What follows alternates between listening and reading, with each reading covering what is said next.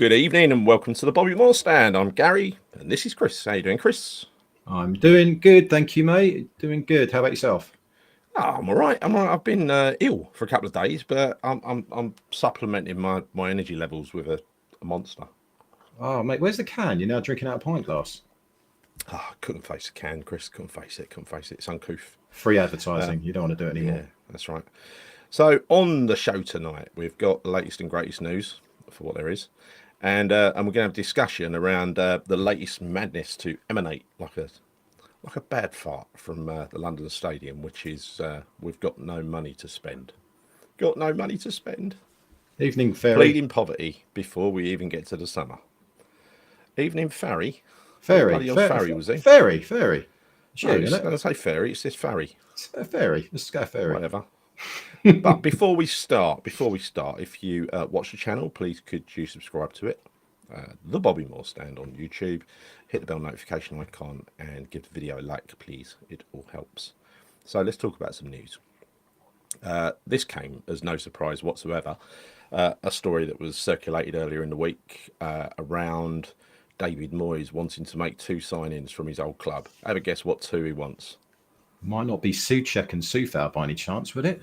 I think it could be. Yeah. He wants both of them, and I think look, Soufal for his system, mind you, no, he's got no pace. He'll be torn to pieces. And Souček, I mean, he loves Souček, doesn't he? He always loves a Souček or a Fellaini in his side, doesn't he? Yeah, that one won't surprise me at all. Soufal probably would, but yeah, Souček it wouldn't. But I don't know. I don't think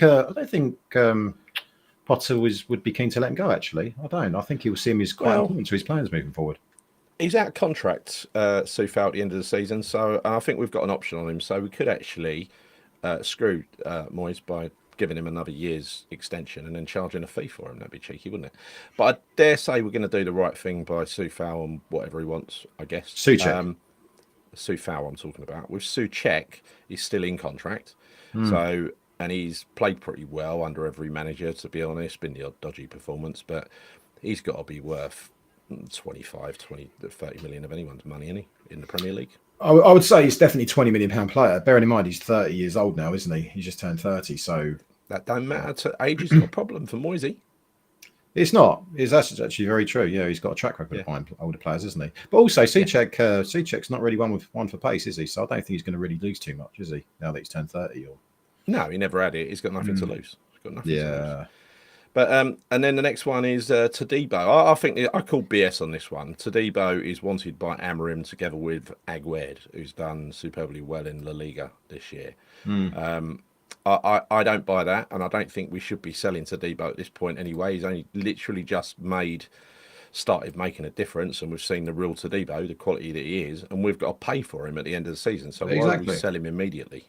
No, I think that's complete BS, as you said, Gail. I can't see that one happen in a million years. I can't, unless he, of course, wants to push for the move himself. But no, I think he'll stay. And I think with regards to the Aguerd rumour about maybe going to United, and there was some noise as well. I know they were saying that perhaps West Ham were considering either selling him and getting maybe circa 30 million for him, or alternatively considering him as one of the part of the back three. For me, it's a no-brainer. We should absolutely retain him, bring him back, provided he wants to play for West Ham. Let's get him back. I don't. It solves a problem, Gal. It solves a problem rather than going out there to market to try and find someone. We've got a ready-made defender that suits his system. So why would we do that? Yeah, no, we'll talk about that later anyway when we're talking about the squad, because we are going to talk about the squad in quite a lot of depth after, about who's likely to go, who we need to get rid of, who doesn't fit the system, and the players we need to bring in. But I call BS on that one. I think the Todibo one is just a convenient link. And I think, well, if they paid up, if we got to pay 32 million for him, if they're suddenly going to offer 60 or 70, you would let him go, wouldn't you? Yeah, well, yeah, you would, but I don't think that's going to happen. That'd just be bizarre. It's not. No, of course it's not. And I don't think he can demand a move after just signing. Put it like that. No, I think he would want to stay at West Ham. I can't see any reasons why he would go to United yet. Perhaps maybe a season or two down the line, but not just yet. He's not played enough games to really justify that, in my opinion. He hasn't. He's been out injured for so long this season as well. And he's not been like as I say, a permanent fixture. So no, I don't see it's not happening. It's not happening. Nah, that's right. Caduce back on the radars of this is like recycle of an old story that they bring out every couple of weeks. Back on the radar, 85 million for Arsenal and Liverpool. I've literally heard not seen anything said by Arsenal and Liverpool anywhere, not even their fans, about Caduce, because he's totally gone off the boil. And I think we've got a question. I mean, he did well against Arsenal in playing the old sort of Caduce role, but that was a very defensive performance, right?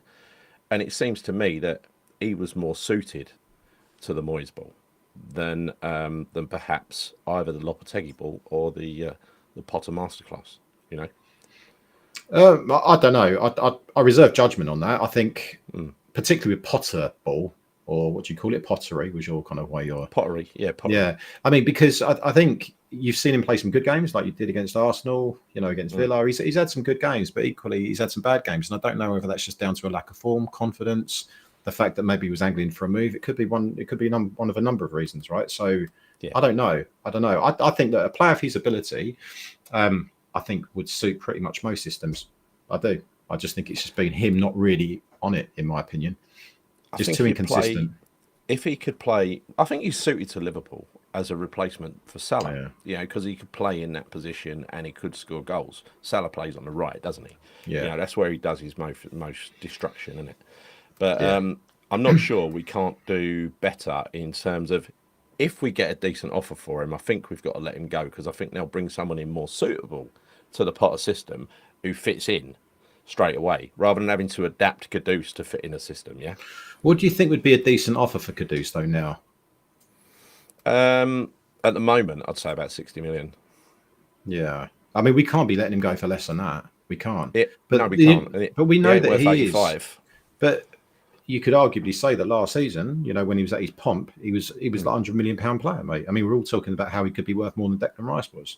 And now suddenly his market, his value has just kind of plummeted, hasn't it? Which is just an absolute shame. But I wouldn't. I mean, in all honesty, if he was to leave West Ham, if he went to Liverpool, I wouldn't be disappointed. I'd be disappointed, but I wouldn't be gutted. If he went to Arsenal, on the other hand, I'd be fucking devastated. That just would not be good at all. That really wouldn't. No one wants to see that. No. I did catch last night that they're in the semi-finals of the Champions League, are they? Who, Arsenal? Yeah. They beat. They won 7-1, didn't they, the other night? Yeah. Well, let's hope they get someone tough in the semi-final. Well, it's either Atletico or Real Madrid. I think it's one of the two. I'm pretty sure it is. So I can't see him getting past Real Madrid. Can't see that one happening. Either. Not with no striker. They keep going on about all the time. Yeah. And ain't it funny how the German, who we're going to come to talk about quite a lot, that one of the Germans' apparent huge mistakes, Jean-Claire Todibo, we paid way too much money for him, apparently. That's not being mentioned anymore. He's being mentioned in the media for bigger moves, bigger clubs, right? Funny how that went away, isn't it? Yeah. As soon as Tim's gone, it's gone away. Yeah. Emerson is being linked with Italy again, so I think he's gone at the end of the year. I don't see what role he plays here. I think we've got to, set ourselves up for future without Emerson. And then Paqueta, there is lots to talk about an early escape to Brazil. It is an escape, isn't it? Yeah. I mean, I'm so intrigued to see how this plays out. I mean, was it a 3-week kind of process in terms of when that kind of result happens? But it doesn't look good, does it, Gal? I mean, it really doesn't. I think the more and more this drags on, and I mean, Sky Sports were a little bit funny yesterday, putting stuff out saying the FA just want to ban him completely, lifetime ban, this, that, and the other. I think it is innocent until proven guilty, but it just seems to be that it's just overwhelming the amount of stuff going up against him right now. It really is. So I just can't see it. I think this is it for him at West Ham this season, and it'll be just interesting to see where he lands. And also, by the way, I'd be interested to see how the Brazilian kind of football association, whatever they're called over there, take to this as well. Because, I was speaking to a friend of mine who is Brazilian, really into Brazilian football, and she feels that they're going to try and make an example of Paqueta as well. Like they don't necessarily want to just accept the fact that if there is this kind of all this, stuff he's been Yeah. doing, they won't just accept it lightly and just say, "Oh yeah, come back to Brazil or Flamengo and play your football." So he might find himself in a real tricky situation. Maybe he will. I don't know. Well, What does that mean? Does he yeah, go to if that's not Saudi? an I have no option, idea. if that's not an option, then going back to Brazil, because I know there was a kind of a director of public prosecutions or whatever who was put in charge, and he put himself out there as uncorruptible. I don't think that's a term used very often in Brazil. That just means his price is higher, doesn't it? Yeah, I honestly, however way this plays out, we're going to get Mm. next to nothing for him because whoever wants to buy him and take him off us wherever he can play, they hold all the aces because Oh they yeah, know yeah, we've basically got an asset there that we cannot play. So whatever yeah. they offer, they could just be like, just give him 1 million, 5 million, whatever it's going to be. It could be a pathetic amount of money, and that's just tragic, really, for West Ham. I'm just hoping there's some way that we can claw back, get some compensation for this because it's disgusting. Really, Yeah, a player of his ability, his value, his quality. To see that happen, it's yeah, like yeah, West yeah, Ham, isn't it? yeah. Oh, it really is. It really is. But anyway, there's a lot of players leaving. We're going to come to that and talk about the squad. A lot of players leaving and out of contracts at the end of the year, but we are still stuck with Maxwell Cornet. Just to reassure you all right? Max gets another year, maybe even two. I think it's a year. Who can we loan him out to? Who can we do a failed loan to next year? There must be He's a in Italy, championship isn't he? club out Is he there. in Italy now? Yeah, yeah, he is. He's didn't he go to Is it Genoa? Torino? Genoa, yeah, maybe. Yeah.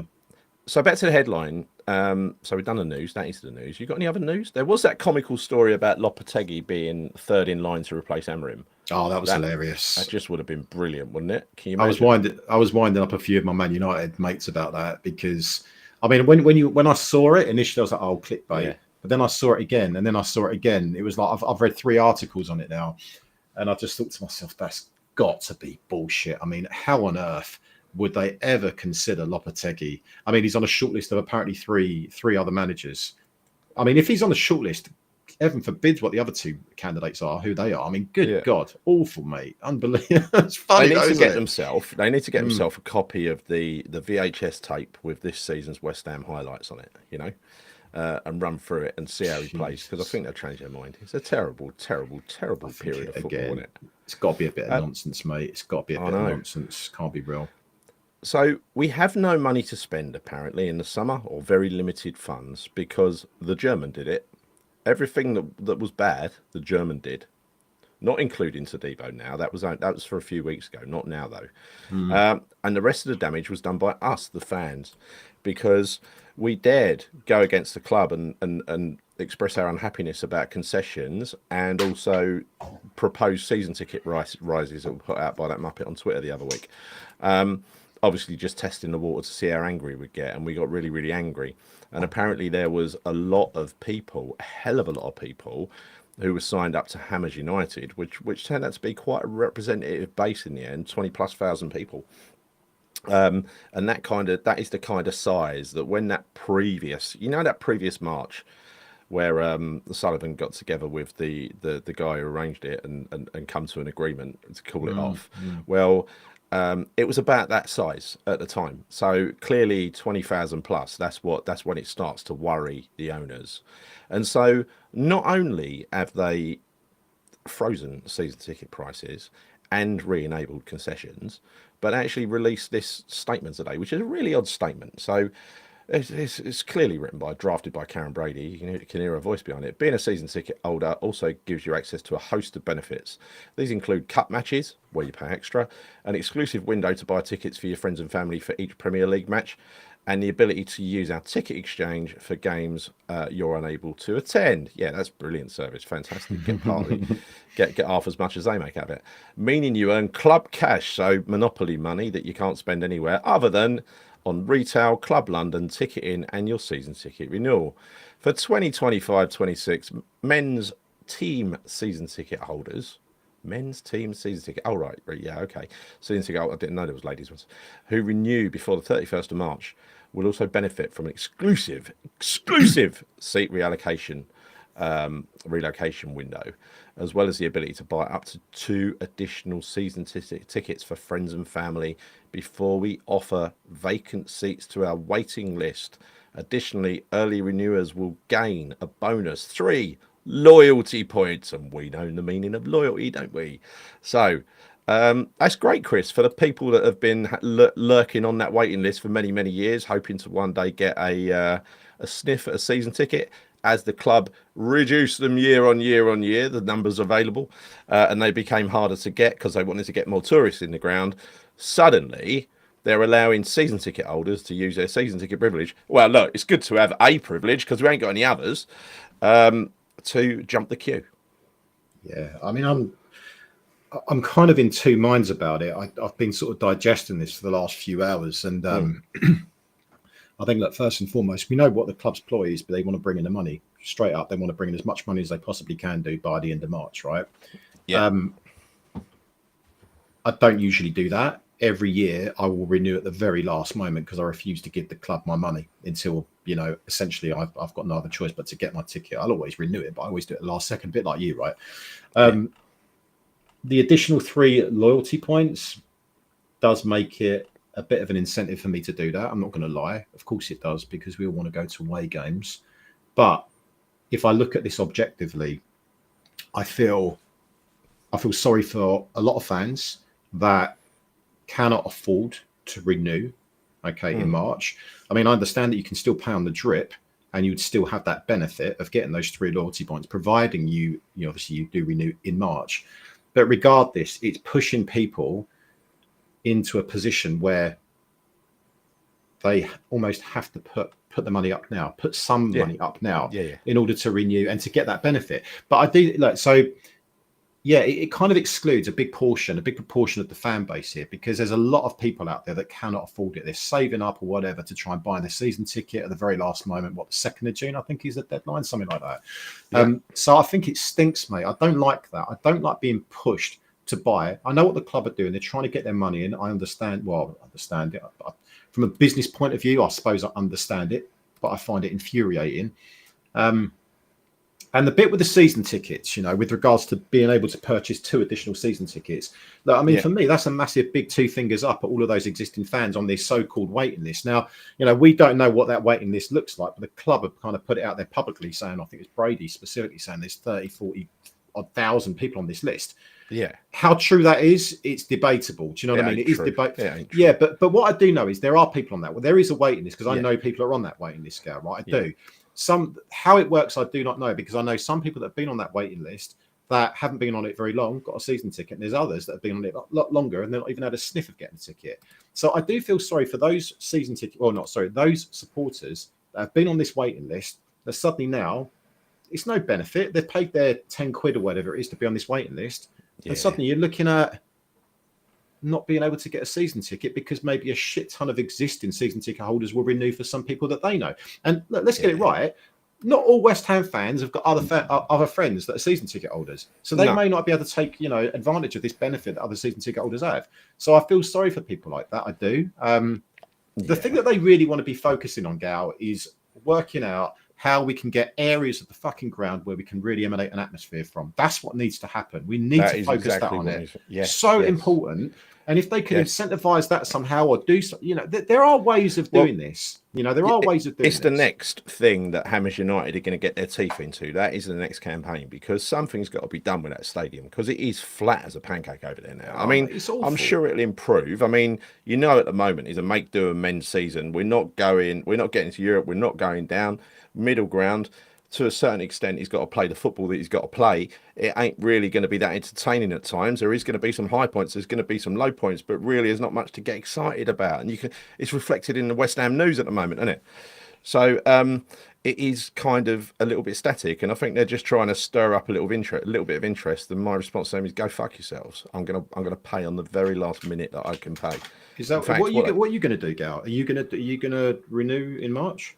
Yeah, of course I'll renew. I mean, this will be my 50th season as actually going to games. The next one. I know you're going to renew, but what I'm saying is, are you going to take up this incentive of getting these additional 3 points? No, I'm waiting until the very last second of the renewal window, and then if they extend it 10 minutes before, I'll wait till the end of that one.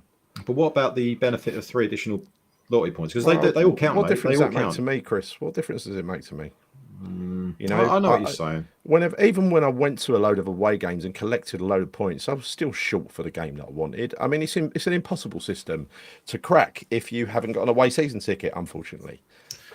Yeah, I mean, there's some people that will argue that. I mean, I know Danny in the chat spoke to him earlier. You know, he's been working it out, and so has Charlie and some of those boys as well. They've got kind of like a bit of an algorithm and a method of doing this, right? There is a way of doing it, but you have to be entering ballots. You have to be getting Well, giving you every possible chance to do it. I mean, it's every fucking game, gal. That'll make an interesting show, Chris. Danny can bring his algorithm on and share it with us, right? Because well, it's if there is a way, I'd like to know it, because I was thinking of doing this last year, just applying for every single ballot, right?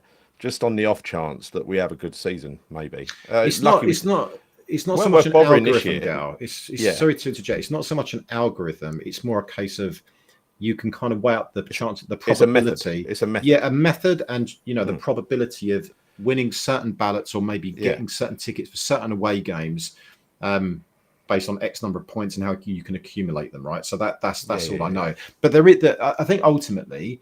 Yeah. For me, I will do it in March because I want those 3 points, Gal. I screwed myself over this year, particularly with the cup games when I didn't take advantage of the double bubble situation. I didn't do that. I made a complete hash of that. So yeah, I need to mount it back up again. But as you know, when we go back into next season again, we lose our points from the previous. So I'm going to be back down on fucking silly buggers points again. So am I. It's just like shit. I mean, I bought the tickets. I bought I'm in the cup ticket scheme, right? So I buy them automatically anyway, whether I want them or not. But there weren't many cup games, were there? Well, that's the problem, mate, because you look, I mean, lack of, FA Cup games, Carabao Cup games, and Europa League games gone out the window, or your Europa Conference League games out the window. So, the chances of accumulating those points, it's really tough now. It's making it obviously a lot harder because we're certainly not going to get in Europe this season. So, any way that I can get points, I'm going to do it. So, annoyingly and rather begrudgingly, I will renew in March. But really, just for those 3 points, mate. I want Danny to share his method with me. That's what I want to see. I want to see if it's worth my time. He needs to convince me. Because if speak to him in the next game. It's not so much his method. I think it was his mate Charlie's method rather than his.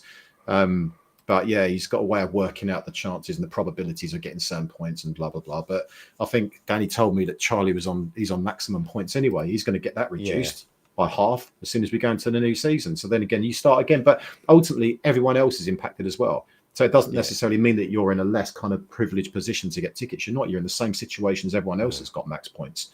So let's go for a few comments, Chris. Let's go for a few comments. So interesting one here from Mark Pendleton. He's doing okay at Genoa, meaning Max Cornet. So that's good. That's good to hear. Getting games, scoring goals, looking like his old self. What does okay mean? What does okay mean? Because I suppose okay for Cornet is actually playing games. So I don't know. Is he scoring goals? I've no idea, mate. I've not heard anything about him, to be honest with you, since he's left. I'm going to look him up. I'm going to look him up and look his stats up, because when we come to the next part of the show, when we talk about the squad, I'm going to use transfer market anyway, right?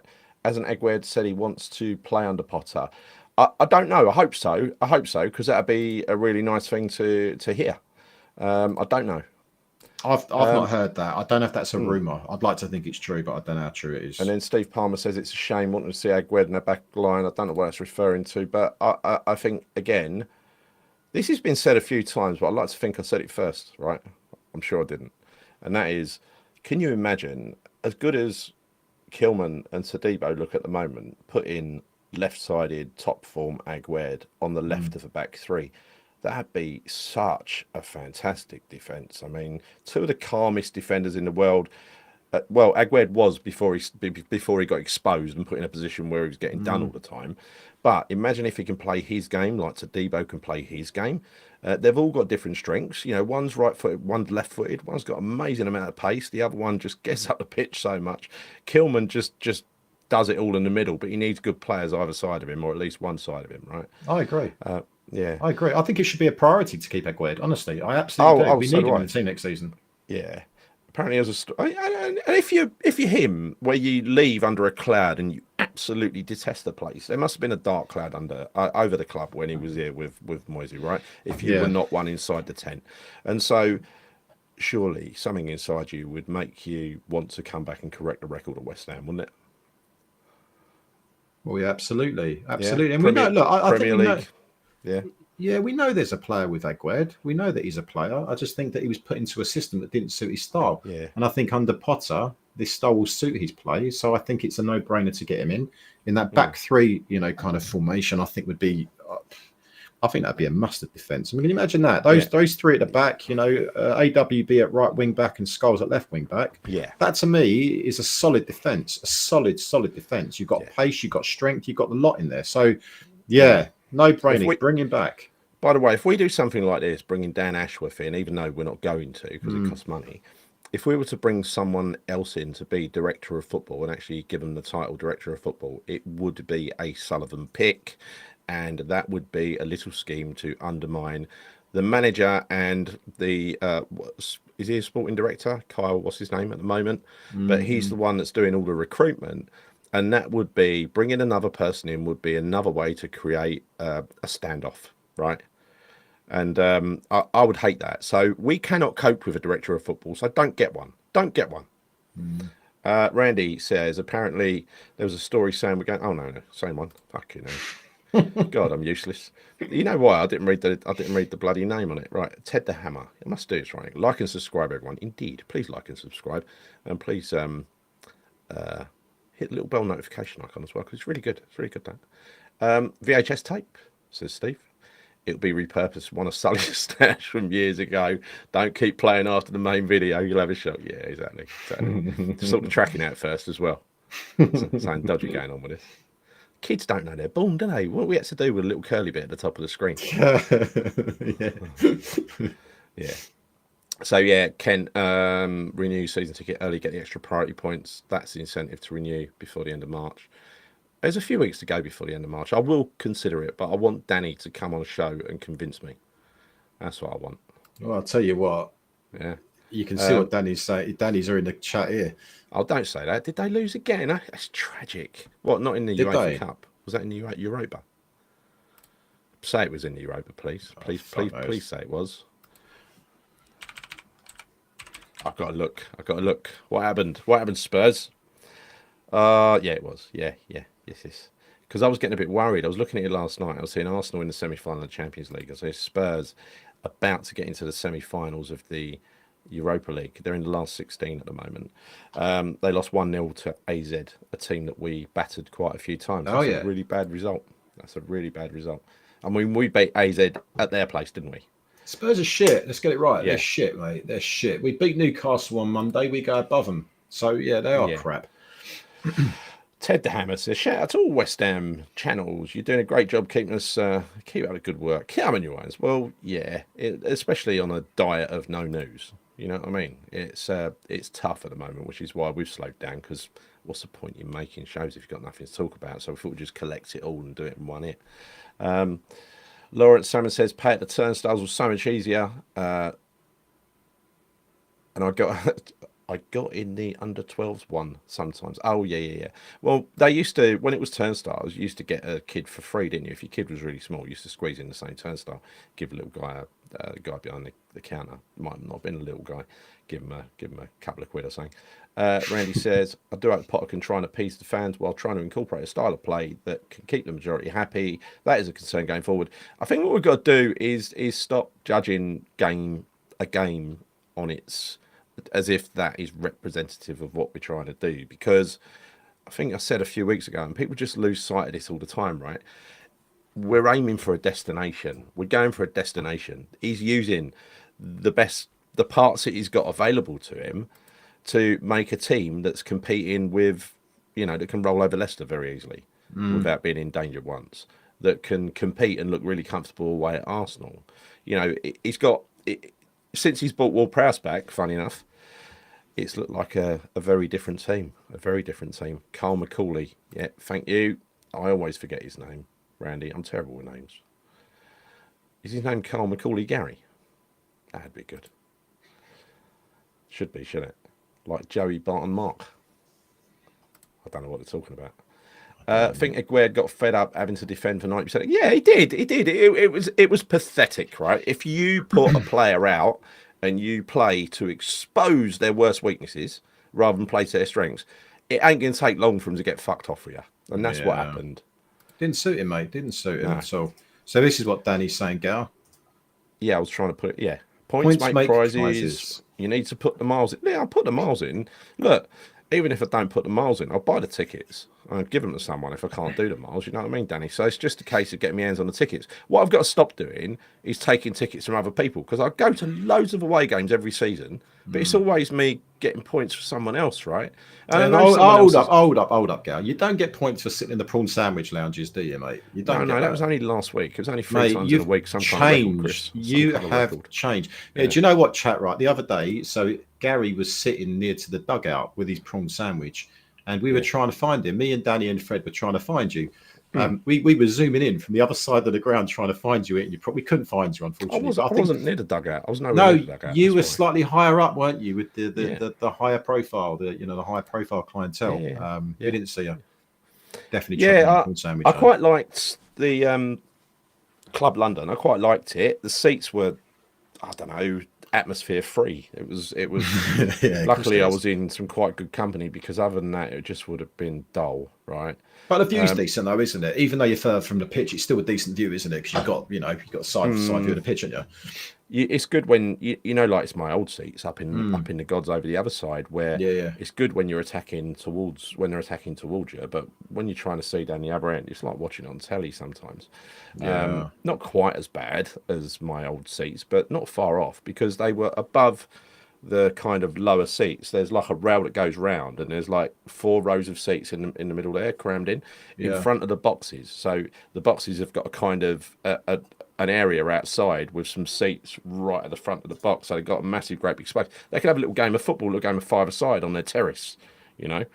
And so that's the uncomfortable bit, because we were in the back row, and the people in the box were sitting almost immediately behind us, separated by a pane of glass. It was weird. You can hear about everything they're saying. Were you centre of the centre of the pitch on the halfway line, slightly higher up than the dugout? No, Is that where you were? No. It was down one end, down the Bobby Moore end.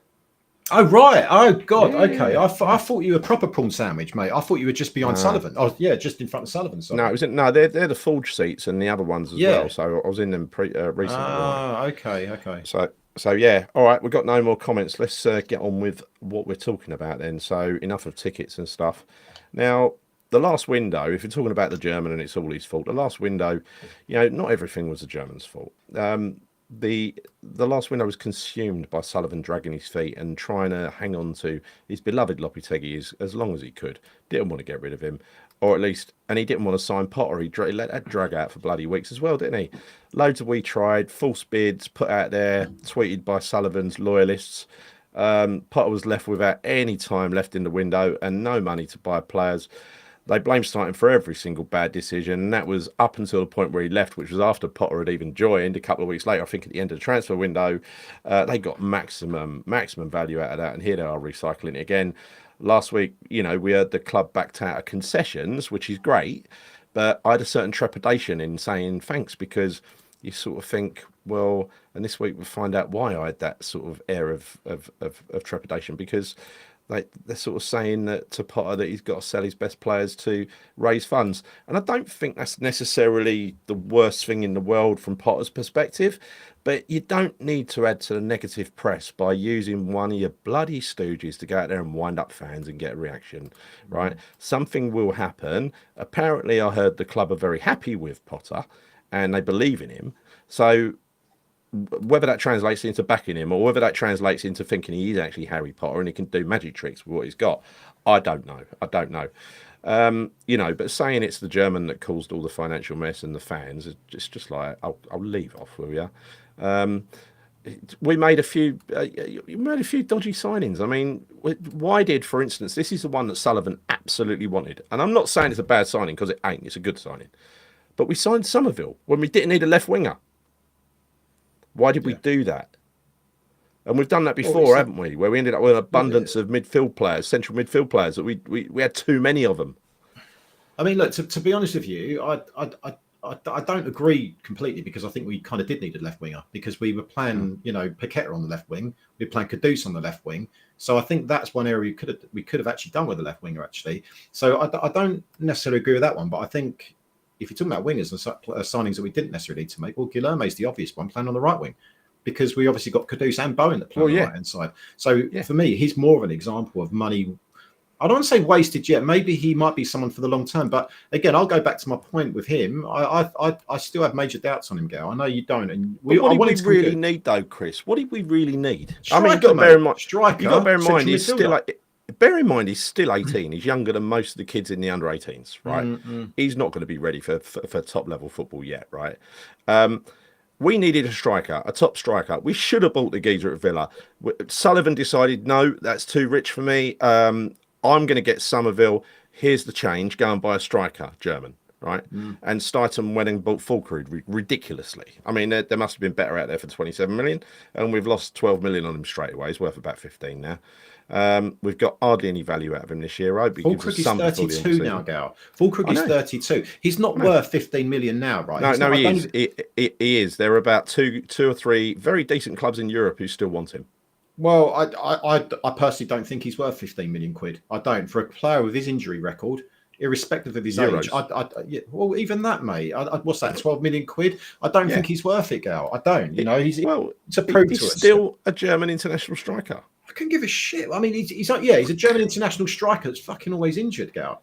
You know, so I don't agree with that. It wasn't before he come here. He wasn't always injured before he came here. Yeah, but no, that's not true. He had some big long injuries before he came here, and never been injured, Chris. Any player that's had any form of injury record in the past, they come to West Ham, it's only going to go one fucking way. You know that it's always the way at West Ham, always the way. But Fulkrug, disaster signing for us, and it doesn't really matter what he does between now and the end of the season. For me, absolute waste of money. We might as well flush that money down the toilet. How dare you agree with Chris? Epic? That's ridiculous. Madness. Gone mad. That is. It's true, though. And I think we thought we won the window, didn't we? Can you remember in the summer, everyone's like, everyone on Sky Sports, West Ham have won the transfer window. Yeah. And I suppose even at the time, I was getting a bit excited. And I should learn from this, really, being a fan for God knows how many years. Something's not going to go right, you know. And for me, honestly, those players, it wasn't a good window at all, mate. It really, really wasn't. There's only a couple, one or two. Ted the Hammer says, Chris, that Leicester game, I was falling asleep. I know we won, but we could have got 5. Yeah, we could have. But the idea was to just beat them and not stress too much and go home again. Do you know what's funny about this, though, Gal? It was the Leicester game. Yeah. Some people were asking me to do a vlog, and I was considering it. Could you imagine how bad that vlog would have been? Worst vlog ever. It would have been, ever. Mate. Yeah. It was so quiet. I was just talking to Danny, having a laugh. We were laughing about Areola, the porn star. That's what we were doing for the whole of the second half, saying how he could be the next Ron Jeremy. Like porn star. He really does look like porn star. He does. Gary and Chris, what do we need to do in the summer to make sure it's a success? And we're going to come to that. How do we avoid past mistakes in the previous window? Sullivan keeps his bloody nose out and lets Kyle, what's his name, go and get the players that Macaulay. That's what I've got to think of, right? I'm alone. Got to link that in my mind. He's got to go and get the players that Potter needs, that they both agree on. That's what he needs to do. And Sullivan needs to butt out and just sign the checks, right? And he needs to be allowed to get rid of who he needs to get rid of as well. None of this holding on to players just because there's no transfer fee involved, and you can. Because that would be, if we give Soufal another year, that's the only reason we've done it, right? That's literally the only reason we've done it, because it's a cheap option. Cresswell, I would agree, but not him. Get rid of Sully? Yes, of course. One day. These are people talking amongst themselves. Fulkrug is worthless. Trying to get to the bottom of the comments. Fulkrug is not better than any of Sullivan special strikers. No, he's not. And that's the thing. You can say what you like about Fulkrug. We've had a damn sight worse over there. And we've had a damn sight better that's been misused as well, right? Hey, just to address his comment, right? I know I'm saying that Fulkrug's not worth that. Trust me, if I wanted to sell this guy, I would sell him as the best thing since sliced bread, right? I'm just saying it as your cards out. You're like Donald Trump in a negotiation. I'm just saying it as it is, right? But if that's my asset and I'm holding him, of course I'm going to fucking be waxing lyrical about how amazing Fulkrug is and his over his injury. You've blown it already. You've blown it already. Yeah, but it's not really. I don't see anything wants him. Watches this channel. You know what I mean? They're going to offer about £2 for him now, Chris. So fucking what? I don't care. I don't care. That money would go back into the transfer kit anyway, would it? It would just go back into Sullivan's pocket, so I don't care. Well, I'll tell you what, Fulkrug, he was his stats ain't bad for the minutes he's played. A couple of assists and I think a couple of goals. He does do a job. He's just not the striker that we want. He does have more goals than Ferguson, but so do I. I had the same amount of goals as Ferguson, right? If we spent 60 million on Ferguson when Delap's available for 40, I'd be fuming. He ain't available for 40. He'll go for about 60. Ferguson won't go for 60. He'll go for about 30 at this rate unless he suddenly perks up. I hope he does perk up with a couple of games to go so that we can see a little bit of value from him and we put Brighton into a very tough negotiating position. See what I mean? Much use as a chocolate teapot. Yes. He didn't. He didn't do. He didn't. He He didn't looks put right at himself in Villa the shop window for against 15 Leicester, though, minutes. did he, Yeah, Ferguson? no. I mean, that chance that he missed, Gal, that was criminal. He took 2 touches Yeah, before he took that shot on. That really should be yeah. one touch finish or first time Yeah. finish. Should be. Course it should have been. It was terrible. I don't know, because Soufal did all right at centre back. It depends what we do with the centre back positions. I wouldn't lose me shit if they did that. I'm just saying it's the easy thing that we've done year after year after year. Is just renew, rather than going out and buying a player that's better. Well, put Right. it this way, right? Put it this way, Gal. If we get rid of Aguerd and we renew Cresswell for another season, that I won't be happy with because it serves no purpose. Because you're not going to play Cresswell as a left back or a left wing back because he does not have the pace to command that role anymore. The only way you're going to get any value out of him is by playing him as a Yeah. left-sided centre back, in the back three. That's the only really role that he can play, and he's done it relatively well in the last few games. So if that's the case, and we keep him and we don't keep Aguerd, that's fucking criminal. That really Oh, is. yeah, I agree. So look, let's just to close this bit off, and then we're going to have a look at transfer market and look at the players that we've got and who needs to go and who needs to stay, and how much money we're going to bring in. So let's just summarise what the German didn't do. He didn't waste 37 million on Danny Ings. He didn't pay Areola, a very limited goalkeeper, 130 grand a week on a long contract. He didn't make a huge loss on Skamaka, Haller, Anderson, and Vlasic. He didn't sign Calvin Phillips. He didn't force Ben Rama or Aguerd out of the club with a dodgy manager. He didn't sign Kurt Zouma. The reason I mentioned Kurt Zouma is because he's still on the payroll, right? When he was broken, a player we still pay for. And he definitely did not sign Maxwell Cornet, who's having an okay season with Genoa. But what a waste of money. He cost 17 million, wasn't it? 1 goal in 5 games. I checked it up. That's what he's done for Genoa so far this season. Very impressive, very impressive. In a substandard league compared to the Premier League as well, don't forget. He needs to go to the Championship. We need to loan him out to the Championship. But again, it was a weird comment that one of those, either Potsy or Thingy said to me when I was talking to him. It was about he just doesn't seem to give it in training. And it was weird that they called him out. So he must be quite exceptionally bad in training. Must be. Yeah. So I'm on nearly max. Kent says I'm on nearly max amount of points. Doing my season ticket early could be the difference between me getting Bournemouth and Brentford. Yes, Yeah. I see the point. Those are the ones that are squeezed, right? Absolutely. I like both of them as well. Need 6 or 7 players. Yeah, I think we do. I think that's not overcooking it, to be honest. Not overcooking it at all. And Randy's going for 7 or 8. I think. Yeah. Yeah. Right. Well, let's have a look at that anyway. Look, let's just summarise. Let's just go into share the screen. I think you're right. I mean, we do need 6 or 7 players, but what I would worry about is by doing similar to what we did last season. I don't think Potter would do that. Actually, I think he'd be a bit more clever with regards to how we go about doing his business. But what we do need to ensure is that whoever we do buy, he's going straight into that first team, Gal, straight into the first team. And he's going to add value and he's going to be better than what we have. We can't have any slow burning situations. We need players that are good to go, plug and play, and we can use now. That's what we really, really do need. Yeah. What do you reckon? Should we? I think that what I'm going to do is I'm going to open the overlay and let people give us their comments straight in. Right. So I hope that's not too small. It probably is if you're watching on It the is phone. very small, mate. I can't even see that, Gal. I can't even see that. Well, I think mate. what we can do is take our faces off. Yeah. Maybe. Yeah. Got to let the comments go up. So look, let's look first of all about the players whose contracts are they're coming to an end this year, either because they're on loan. Tadebo's the exception to the rule there because we've got an obligation to buy him, valued at 32 million euros. I think that's roughly how much we're obligated to pay, isn't it? Evan Ferguson rated at 40 million euros a month. I just don't see it. I don't see that at all. And Carlos Soler on enormous wages and 20 million. Honestly, is he the former heartbeat of the the Spanish midfield going to be happy playing a bit part of West Ham? I don't think so. So I think Soler goes, unless Evan Ferguson improves, he goes. To Debo, we keep, mainly because we have to, but we want to. Danny Ings, obviously he goes down to the Championship. Mikel Antonio, I can't see a way back for him at 34. It'd be an amazing story, but I don't know whether he works as, because it'd simply be a backup player, a backup striker now, wouldn't he? After that, Yeah, I mean, you think about it, right? Yeah, he would be absolutely. I can't see him. It wouldn't surprise me if they gave him maybe a 6 month or a 12-month contract extension. That wouldn't surprise me if yeah, he makes it back. But bearing in mind, you're looking at those stats there, right? So he's 34 now. He turns 35. Turns yeah, 35 this month. yeah. 35 years old. We can't be relying and depending on a We 35-year-old can't, striker we in the can't. Premier League. We can't be doing that. No, no. So he's got to go. Mickey's got to go now. It's sad, but he's got to go. Could have. I wish he'd left under better circumstances. Fabianski. Now there's a dilemma here, right? Because Areola is definitely. We're going to come to the main squad in a moment. Areola is not suitable for the Potter system because he needs a sweeper keeper. He needs someone who's good with his feet and good with the distribution. There ain't many of them Yeah. out there. But the thing is, he costs a fortune, Areola, and is he going to be happy? Well, he will be happy because he's earning a load of money.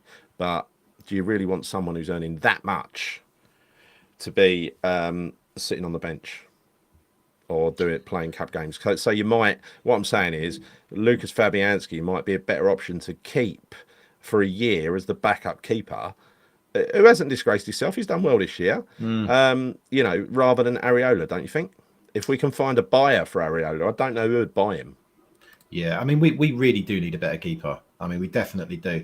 The thing is, as Yeah, you say, Fabianski hasn't disgraced himself this season. He's done very well, actually, in the games that he's played. yeah, But again, you look at the age. I know keepers typically come good the older they get. It seems to be a common trend with keepers. But, I mean, God yeah. almighty, again, 40 years old he's going to be starting next season. People 40. in the chat, what do you think? I mean, if we can find a buyer for Areola, I vote sell and keep. Maybe because there's no fee involved, I'd keep Fabianski as a backup player. What I might actually do as well is consider bringing the England under-18 keeper that we've got, Finn someone. He's in here actually. Finn Herrick. Might consider bringing him into the into the first team as maybe the number 3 Wes Fotheringham's position. But I think Wes is under contract for another year, so I don't want to do him out of business. Wes does a damn fine job with the Combs. But yeah, what do you think about so Saudi for Areola, says Kent. Areola is a very, very good shot stopper. He's a very good shot stopper. He's not particularly good on crosses. His distribution, yeah, here you go. His distribution's awful. It is. Yeah, But then equally, you can say the same thing about Fabianski as well. His distribution is bloody poor. I think this is the one thing that we've lacked in our keepers for so long now is having a keeper with really good distribution. I was yeah, watching the Liverpool game yesterday, and I know that we're not going to get any keeper like Alisson, right? But I watched him ping one particular pass, absolutely levered it, and he went straight. Honestly, it was about 100-yard pass or something, and it yeah, hit their left winger Luis Diaz, and I was like, fuck me, I've never seen a West Ham keeper do something like that. We yeah, really need to, because honestly, it can be a game changer. If you've got a player, a goalkeeper that can hit balls like that, has that type of distribution. I mean, obviously, yeah. it can be a fucking game changer on the transition when you're trying to counter attack teams. It can make such a huge Oh, difference. it really can. But we just Yeah, slow the game down every single time with our lack of, the ability to distribute the ball quick enough. completely. And make West Ham great again says, I like this idea. Get Antonio fit, say goodbye, and thank him for his service on the last game of the season. Maybe he could come on as a substitute because apparently he's close to running on grass. Just you know what I mean, because at least it'll prove he's back playing, and he might get a move somewhere, right? Yeah. So I quite like that idea. He has been a very good servant. He's been involved in a lot of good times for us, hasn't he? Let's face it. Yes. Look, I like what Ken Holmes has to Kelleher. say here. Yeah, I'd agree. I think Kelleher could be a good option for us as well. I do. Where's he I from? mean, he's playing at Liverpool, but the Right. thing with him is though, I mean, he's a good enough keeper to be starting Premier League games, not necessarily for say a top 6 team or maybe even, but he's a very good goalkeeper, and I don't think he's going to want to play second fiddle to Addison for too much longer, right? So I think he could be an option. Why not? No, I agree with you. Let's go for Maximilian Kilman. Keep or sell? Stick I'll or keep twist? him. Yeah, you keep him. You keep him, mate. Yeah. Yeah, absolutely. I think you keep Kilman. I assume everyone in the chat agrees with that. Keep Kilman. Let's move on to who is going to become an absolute bloody legend by the end of next season. I just love the way he plays. He's the calmest player I've ever seen, I think. Big keep for me. Yeah. I think we could end up with a bargain there, Chris. He can end up being worth a fortune. You know, centre halves trade for big money, right? Yeah, and he's at a good age as well, mate. What is he, 20 or 25 years old? Yeah. And he's only going to get better as well. He will only get better. You know, and also this season, don't forget, right, he's adjusting and becoming accustomed to the Premier League. So he will become better for us as well. Right, the big one. Let me know. Konstantinos Mavropanos, Dinos himself, the big Greek statue that is Dinos. Big, beautiful man, right? I'm not even answering this fucking question because it's pointless. It's just fucking rhetorical question, isn't it, really? I mean, what's you the know point? what I said to you about him having a fair value? I mean, transfer market usually gets it there or thereabouts. They're rating him at 20 million. 15 to 20 million, you will get it for him because he's 27, which is about his peak. His stats are actually pretty damn good. He's played a lot of goals for us, or games for us, right? 23. We've lost most of them. You know, I think that there was a stat where that Tadibo, every game he started, we haven't lost or something like that. I saw something like that as well. I saw that stat recently. Yeah. Now Mavropanos has got to go. Get rid of him. 10 million. Thank you very much. Goodbye. 20-year-old Keelan Casey, centre half. Yeah, you keep him. You keep him, right? I want to see what he's about. Send him out on loan. Yeah, I'd send him out on loan because I don't see him starting for West Ham. Because at the end of the day, like I know he's young. He's 20, isn't he? Right. So what? He's 20, 21 this year. Yeah.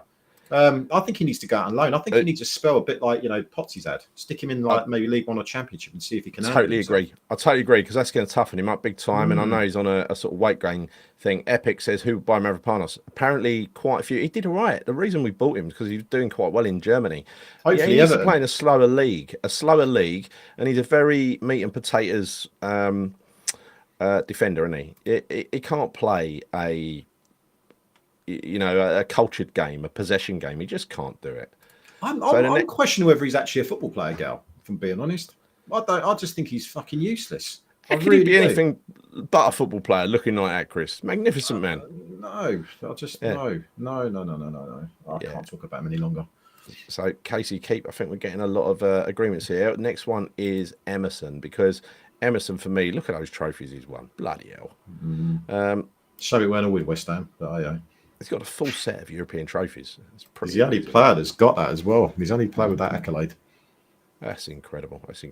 But anyway, look, I don't know how he'd done it. It must have been players injured when he got those games, apart from our one, because he knocked Cresswell out the side for that game, didn't he? And he played very well that night. He did. Yeah, he did. Yeah. He was brilliant that night. Exactly as Randy says here, Bundesliga clubs. Yes, that is what I've heard as well. Because statistically, he wins a lot of his aerial duels and ground duels. The stats don't show when he has a brain fart.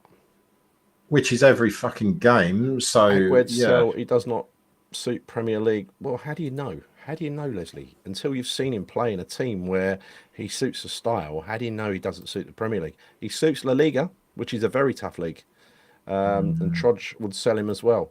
La Liga is a slower league, though. It is. Yeah, it is. But I do think that he does have the attributes that would make him very good in the Premier League, because we've seen it in certain games when we played to his style. And I think, bearing in mind, the Premier League is all about being a fucking athlete. Pace is so important in this game. And our defence right now doesn't have any pace. Kilman's not fast, and neither is Tadibo. So actually having him there, I think would really, as you said right at the beginning of the show, it really complement our defence. That back three would really complement it. So for me, I can't see why we would get rid of him, because ultimately we still need to bring in a centre half. Who are we going to bring in that is going to be better than Aguerd? Bearing in mind, we've still got to shell out 35 million on Tadibo. So I can't see us going out and spending 20, 30 million on a defender. I can't. So just keep Aguerd. Just keep him. Yeah. No, try him out for a season and then maybe get a shot of him if it doesn't work. But I think it would. I do think it makes perfect sense, unless he doesn't want to play for us. But Emerson, I think we're universal in saying that Emerson should be sold, especially if you get 12 million for him. I think that's a bargain, actually. Yeah, but we actually do need a backup left back in there though as well, Gal, because I'd like to see I'd like to see Scholes start next season, but I still feel we'd need a backup for him, and I don't think that should be Cresswell either, because he is getting on, and I'd only play him as a left-sided back, centre half.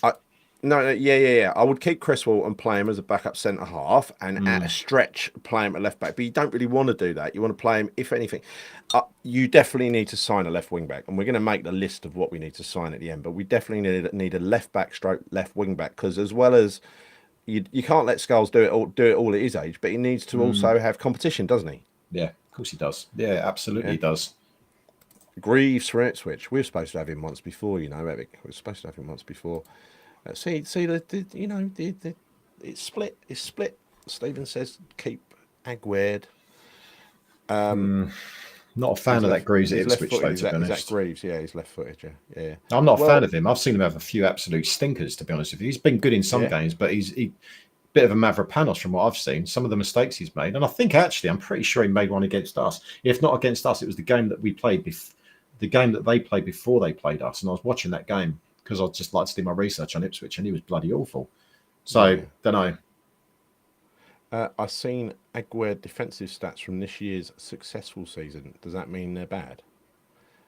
Hold on, here we go. It says, great passing. I like it when someone does a message in two parts. Great passing and attacking stats, poor defensively, even in an easier league. Right, okay. Why do Real Madrid want him then? All I'm hearing about Aguerd is positivity, right? The feedback I've been hearing on him, everything about him. Apparently, he's been one of the standout defenders in the league this year. So, I don't know how true that is. I don't. I mean, it may be true, but we're gonna have to look. We're gonna have to do a show where we look at all of the players that are out on loan, and find out how they've done, really, right? Because we're gonna have a look at the kids that are out on loan in a minute, because there's quite a few of them. Some names that I don't even mention. Aaron Cresswell, I'm giving him another year because I think he's proved that he's a good backup squad player, and he's an old head, and he can help the young players come through. That is my thesis. Yeah. I was having this conversation the other day actually with someone, and I said the same thing about Cress. I think another year is fine for him because, on the provision that he's not going to be starting, he is really there just as a backup, and playing on the left-hand side of a back three. I'm fine with that. I think it brightens a place up having a Scouser in there as well, doesn't it? I like Cresswell. He's a professional. He's been at West Ham for a long time now. I mean, this is his 11th year, isn't it, at West Ham? Look at this. Aguerd is the 23rd percentile for being dribbled past, 25th and 26th for blocks and interceptions. Chod is on it with the data tonight. Yeah. Bloody hell. Cresswell 1 year without a doubt. So I think we kind of all universally agreed on Cresswell. Honestly, I didn't think Cresswell had a chance until he's done what he's done lately. Yeah. Well, he's proved he can still do a job, isn't he? Steve, it's the nail on the head here. Crest, mentor for Skulls. Yes. Agree. Yes. I think it's really important. It's really important. He's got impeccable hair as well, hasn't he? Cresswell. And I think for that reason alone, we have to keep him. He can teach the kids a lot about hair products, can't he? Danny's got the same hair. Do you remember Danny's got Cresswell's hair? I remember people saying he's got Cresswell. Yeah, he's got Cresswell hair. Yeah, right. Rigid. Oliver Skulls. Definitely keep him. We don't have any other left backs. Well, for me, he's the first choice. But like I said, get someone in who's again, you don't buy another Emerson. You buy a youngster who can compete with the youngster. In my eyes, it wasn't really about whether we keep Skulls because that's a no-brainer. But there's no way he's worth 400 grand though. Jesus, I mean, Christ, he's worth a lot more than 400 grand. Christ, yes, he is. Transfer market is screwed up. Aguerd has been a rock at Real Sociedad this year. That's what I've heard. Yeah. I've heard that as well. Right, my favourite player, impending to come, player of the year without a shadow of a doubt. The magnificent Aaron Wan-Bissaka. Now, I'm not going to put any comment up that criticises Wan-Bissaka. I'm telling you now. So, tell me how much you want to keep Wan-Bissaka. Chris, how much do you want to keep him? It's an obvious answer, mate. I mean, he's key for us. He's, as you say, he's been our best player this season. He offers so much more than just being a kind of just a standard right back. He's not. He's got a lot more to his game than that, and I think he's I think he's proven to be invaluable for us this season, mate. So yeah, of course, mate. I want him. Yeah, of course. I'm glad you finally agree, because you mocked me. Fuck off! No, I didn't. You tried. No, you tried to mix my words up a little bit here. All right. If you're I going would to talk never about do mocking, that to you, Chris. I tell you what. If we're going to talk about this, let's talk about how you were waxing lyrical about Mavropanos or so much of this season. I didn't know that. Yes, you did. Yes, you did. I never did. Right. Vladimir Sufal. Vlad. For me, game over. Who's our backup right back for Wan-Bissaka then? We buy one. Okay. Are we going to get something better than Sufal if they're backup? Maybe, maybe not. This is where it comes into a bit of a discussion. Yeah. Yeah. Yeah. I know he's had his best days. I get Sufal's had his best days. Everyone's mustard. Look, mustard keep. Look, no one's ever said mustard on here. It's a big compliment, that is. Keep OBE or AWB. No brainer. So many compliments. You know what I mean? If only you'd have shown the support for him that I did earlier. Oh, I know. I mean, get rid of him. Fucking get rid of him. Yeah. Go on. So, Vlad, people are saying Sufal sell. Well, he's out of contract. We can actually extend the contract, just to be picky if we want to get. He's on one of the lowest salaries for a senior pro at West Ham. Do you know that? I feel a bit sorry for him. He deserves more than that. Release. He's a good, honest pro. We've had a lot of wear out of him. I don't know, a Southampton guy. Oh, Walker Peters. Yeah, Walker Peters on a free. That's true actually. I'll take that arrangement, wouldn't you? Oh, of course. Yeah. Junior Robinson. You know, he ain't played hardly any games. I'm going to come to them in a minute. The under 21s and under 18s that are out on loan. He's played hardly any games. I've been meaning to do this. Yes, Kyle Walker Phillips. Yeah, good player. But again, someone that really would want to be starting games, not being a backup. Yeah. Well, we should have signed him last. Well, I'm glad we didn't sign him because we've got a magnificent AWB instead. But that's like a fate thing, isn't it? They wanted to keep him, didn't they? Love the Czech boys. We'll hate to see Sufal leave, but I want him to get a decent contract somewhere. Yeah, and he will. He will get a contract at Everton, and he'll get games at Everton as they start to disappoint by playing negative football in their magnificent new stadium. You know, it'll be a beautiful thing. It'll help us out. Agent Vlad will step aside as someone darts down the wing. Keep Vlad, chicken feed wage. Keep Kent, each their own. He's okay as a backup. He's proven that playing in. I didn't think he could do the right side of centre. I didn't think he could do that, but he did it very, very well, didn't he? But Gal, here's the thing, right? Sufal has publicly put it out there that he does not want to be backup. He wants to be playing games. Well, he ain't is he? Exactly. So on that basis, we should let him go. You know, because if he really believes that he's still got enough in the tank to play, you know, every game, then we can't offer him that. So we probably should let him go. So I was unfair to Junior Robinson. He came back from his loan to Sutton. I think that was where he weren't getting played, and they made the right call there. I think because the least you expect is your players to get games when you loan them out. Edison Alvarez is a big one. I'd keep. Yeah, me too. I would as well. Definitely keep him. Yeah. I mean, look, he's blown hot and cold, isn't he, this season? But I still think there's a player in him. I think, I think he's been doing all right recently. So no, I would keep. What do you guys in the chat think? Alvarez?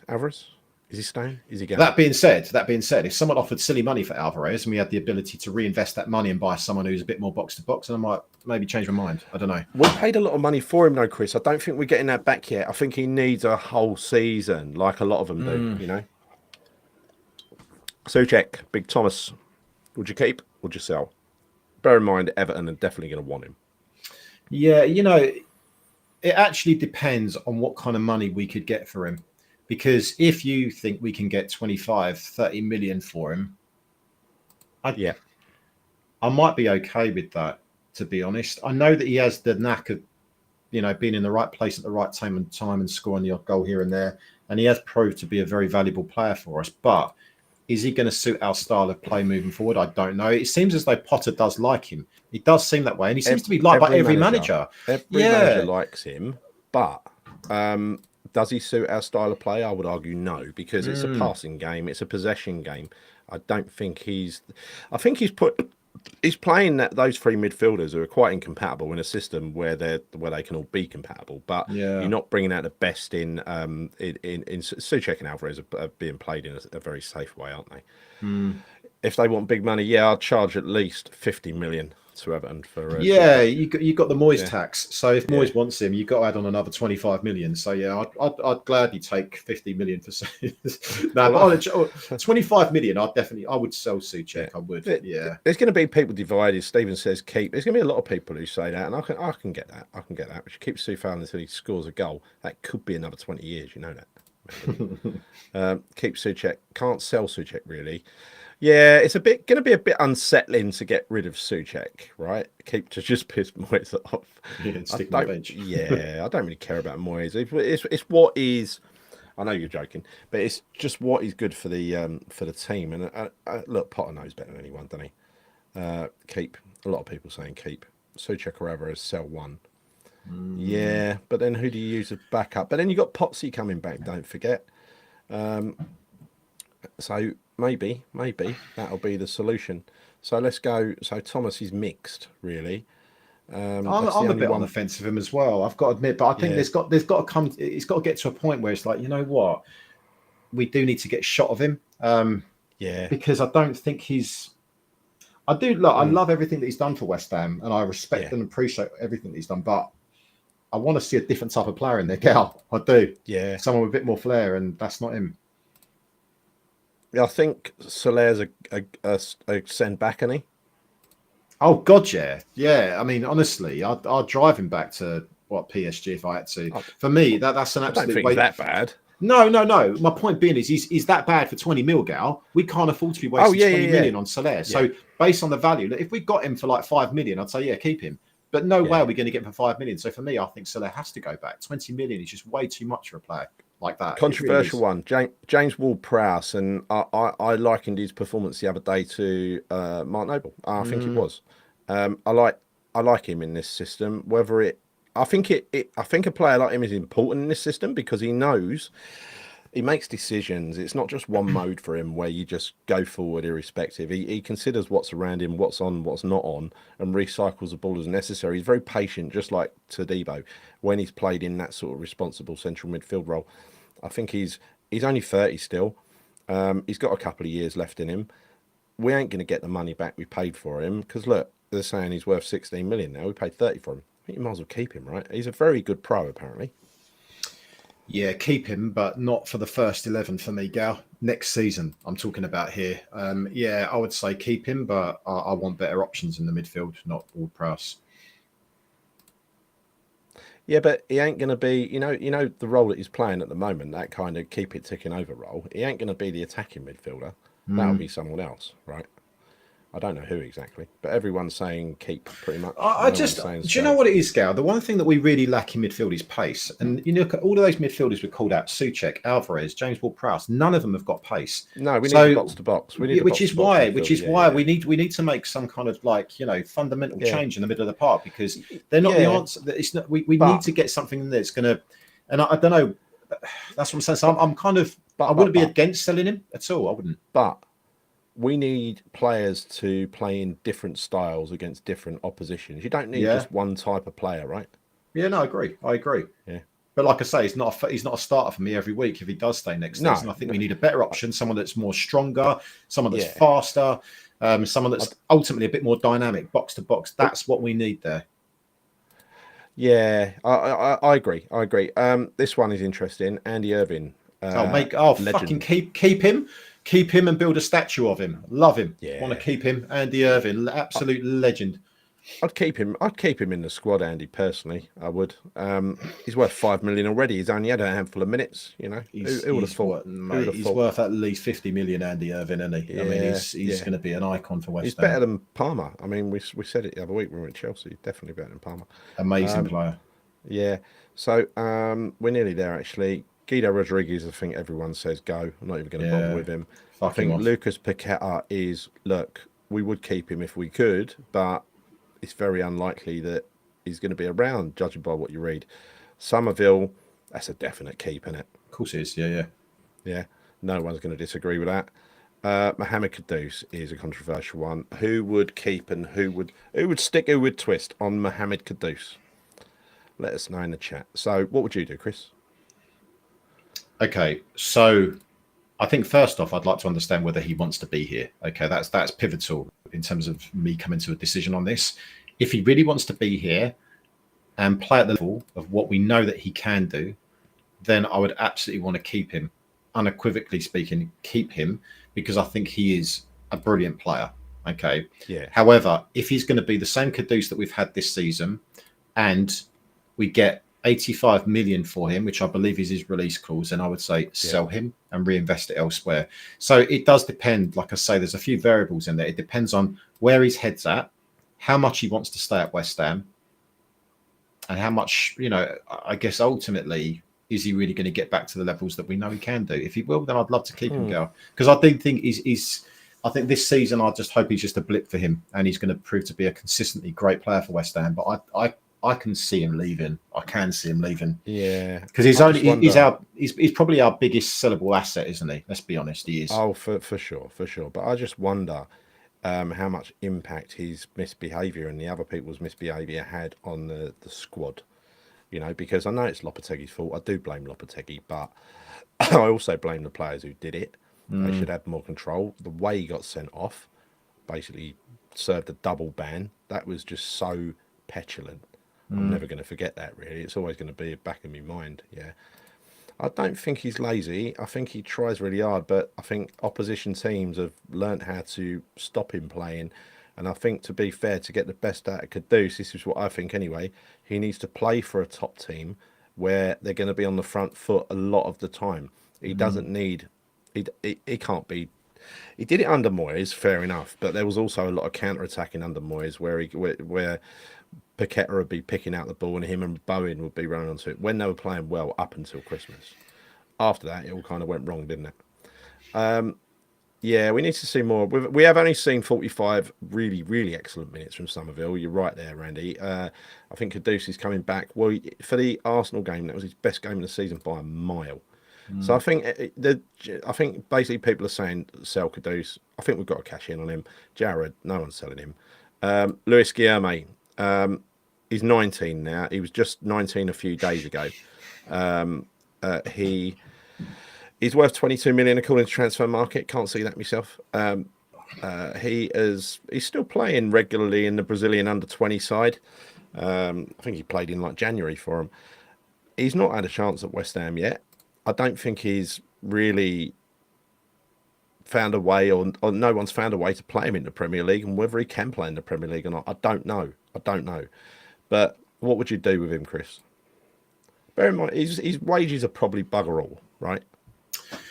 Well, I think all things taken into consideration, the fact that he's moved over from Brazil as a young kid, I think that is a significant change in his lifestyle, from everything that he's used to that's normalised in his life. To come over, it's a big, big thing. Yeah. So I do take that into account. My only concern with him is, why doesn't he get enough minutes? I know you can arguably say, oh, yeah, but he's 18, 19, whatever it is. But he's also an 18, 19-year-old that's worth X number of pounds, okay? In addition to that, he's also a player that's played in the same team as Endrick. He was touted as one of the best top 10, top 20 talents in the world. So there must be talent there. So the question is, why doesn't he play? Why doesn't he get minutes? Why didn't he come against Leicester for the last 10, 15 minutes? This is what I don't understand. Now, this is not just... He's won more trophies. Yeah, I was looking at that. Like, what are those trophies that he's won? He's got that's a Brazilian league. That's a Brazilian champion. That is under-20 South American champion. That is Copa Sao Paulo de Juniores. So it's a junior cup. Campeão Paulista, whatever that is. Is that after Wellington Paulista? It might be. The Wellington Paulista trophy. Yeah. No, but honestly, I'm so divided opinion on this guy, because I just don't know. Is the honest truth, Gal? I don't know. Yeah. I really. What would you do? Give me an answer, Chris. Get off the fence. You're telling us to Trevor Brooking. Okay. I would keep him for another season, to see what he's about. Yes. If he doesn't get into the team next season, then for me, there's got to be something fundamentally wrong there, because. I don't get why he's not getting minutes, Gary. I don't get it. Even as a substitute, he's not getting anything. And it wasn't just under Lopetegui, it's the same under Potter. Why is that? Well, I think the players like Bowen, they talk about him quite affectionately. I think they seem to like him. Potter said he wanted to keep him until the summer. I don't know. I'd like to know what goes on in training, and what he's like as a kid. He sounds like he's quite a pleasant kid to be around. He's not an ego. He's quite meek and friendly. But again, he's got that blinding pace, which is like a superpower. It is ridiculous pace. If you can get him playing on a role where he's up against the last defender, if you can ever do that, and give him a ball to run onto, so as he gets into a foot race with people, I think we're going to have a player there. And the Premier League, you'll only have to do it a couple of times, and people will start raving about him. The thing with Guilherme is, where is he going to play? Because he's not going to play ahead of Jared Bowen on the right. He's a right winger. But he's not going to play there, though, is he? Because Jared Bowen plays there. And Jared Bowen is not going to be our first choice striker next season, I hope. So I would imagine that Bowen wants to play in his favourite position, which is on the right. So how the hell do you play Guilherme? Would you then suddenly take a bit out of his game and stick him on the left-hand side? Then you've got Somerville. So I don't know the answers to this, right? Keep believing. You ignore Chris Lewis, right? Yes, sorry. I want him to come good. There's nothing better than seeing a good young Brazilian kid coming through. Do you know what I mean? There's nothing better than that. But I don't know. We'll have to wait and see. Chris mocked me. I've not mocked you on him. I want him to come good. I don't want any player to fail at West Ham. I don't. No, I know you don't. I'm a totally piss. But I think listen, there's a chance he could come good. He's probably on hardly any wages. I'd give him another season without a shadow of a doubt. He's come over. He's settled him. Why wouldn't you? Yeah, no, like I said, I agree with you. I think give him another season for sure. Yes, skeptic. I agree. And Ray. Yes. This is unanimous on Guilherme, which I'm surprised at, actually. I expected a bit of a fight on that one. Evan Ferguson, I think, look, it's simple. He starts scoring, we might have a chance of getting him, and we might want him. He doesn't. I think Fulkrug, unanimously, people are going to say get rid, right? Tell me in the chat there. God, this show's gone on for a while. Mine, we ain't done one for a while, so that's all right. I think you'd been in, wouldn't you, and get as much as you can for him. They're saying here on Transfer Market he's worth 15 million. You reckon he's worth 0, Chris? I didn't say 0. Here we go again, right? No, putting words into your mouth. I would like to see him leave West Ham, and I'd like to see us get 15 million for him. I don't see that happening. Probably more like about 8 million or 10 million if we're lucky. That's what I can say. Well, I think it'll be what I think it'll end up being is a stage payment thing, where if he makes a certain number of appearances, you get 15, right? But what he's done so far is just like he ain't set the world alight, has he? Send him back to the seaside. That's Ferguson, you mean? Well, yeah, the kid's definitely low on confidence and low on fitness. Yeah, let's see what he does. Yeah. He might come good against Newcastle. Yeah, I think so. Chance. And look, Fulkrug could come back for the last 10 games, set it alight, and start scoring hat-tricks all over the place, honest. Yeah, he could do, and then we could all wake up, Gal. That's not going to happen. I'm sorry, mate. Not happening. Right. I know. Danny Ings is going. Mikel Antonio's going. Let's have a quick look at the under-21s who are out there on loan at the moment, right? There's quite a few of them. Callum Marshall. Now, look at his stats. He's started 34 games. He's got 8 goals. Market value 1.8 million euros. Huddersfield, who are chasing, as I found out the other night, chasing up top of the league. Looks pretty good, doesn't it, on paper? Yeah. What are you asking me? What do we sell? I'm saying, do we bring him back and give him a chance? That's the question for all of these. Or do we put him out on loan again? I don't think I want to see him play in the Championship. I think he needs to step up another level, like we did the same with Potsy. Right. So for me, I'd keep him, stick him out on loan. I totally agree. George Earthy, who is at Bristol City in the Championship, he's had 26 starts, 31 times in the squad, 2 goals. Regular for Bristol City, attacking midfield. Are those starts, Gal? Because I don't think he has started. Those ones there are starts, aren't they? I don't know. Appearances. No, they're appearances. Sorry. Okay, so I know that he's been on the bench an awful lot for Bristol City. I know he's had some injuries as well, but no, I think like George Earthy, because he's a young kid at West Ham, I want to see. Maybe he needs another loan. Maybe he needs another loan at a Championship team, and some more time on the pitch, and then we can decide. Last I saw of him, he needed to bulk up a little bit. I mean, you don't want a player like that being bulky, do you? But he's central. He's attacking midfielder. He's gonna have to get. He's gonna come up against some strong boys, isn't he? Yeah. Lose out. Look, he's gone, isn't he? He's gone now. He has. Yeah. Oh, we got rid of him. Freddie Potts. Bring back. He's made 26 appearances, 1 goal. Yeah, definitely bring him back. He's served his Yeah. apprenticeship. He's 22 years old. Look at the ages as well. They're 20. They're a year behind, right? Mm. Freddie Potts is a year ahead. I don't know who this is. Christian Heggie. I'll bring him back starting, mate. If his He's a distribution's better goalkeeper. than, yeah, He's a I can't. goalkeeper. I think I've heard of him, but if I'm being honest with you, I don't really know anything about him. But yeah, I don't know. No idea, Loan, mate. loan to Debrecen, and he's played 5 games. Patrick Kelly, good player. Doncaster League Two on loan, ever present, 23 appearances. Gideon Kadua for Wickham, where Freddie Potts went last year, 16 appearances, not doing bad. I heard he was doing quite well actually. Centre forward. Is that the tiny one? That's the little one, isn't it? Yeah, I thought it was. He's not big, is he? Yeah. No. Mm. Reagan. I don't look. I don't know enough about these other players to be honest, Gal, to say yeah or Mason no. Terry, Junior Robinson, Brad Dolan. Right, okay. Just one more thing I want to do on this, right? I rated Heggie. Here we go. Heggie. Right, okay. These are the people, the youngsters who are playing for their various international teams this week. Thought you might find this interesting. So let's have a look at the fixtures. We got on Wednesday Finn Herrick, goalkeeper, and Lewis Alford playing for England under 19s versus Portugal. So I'm going to have a watch of that in Marbella. George Urphy and Keelan Casey playing for England Elite Squad, which is what the under 20s is called now, away to Italy in the Stadio Benito Stirpe. Almost like being there, wasn't it? Christian Heggie, Hungary under 21s versus Malta. Big game.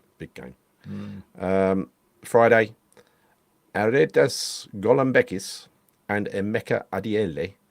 I think he's quite good, that guy there, isn't he? Ain't he one that we got off of one of the other big clubs?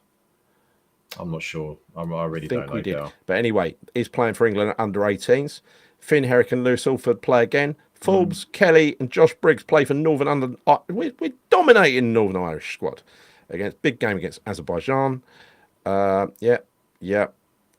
And I think that is it. So they're both playing several times. But that's pretty impressive, isn't it, for a little old team like West Ham? Academy of football, mate. You know, we do bring them through. I just hope that some of these guys do get a chance, Gal. You know, I really do. It's nothing better than seeing young kids come through at West Ham. Nah, absolutely. One of our own. Love to see it, but sadly, not all of them will. No. And I think a lot of those players do need to have another loan spell.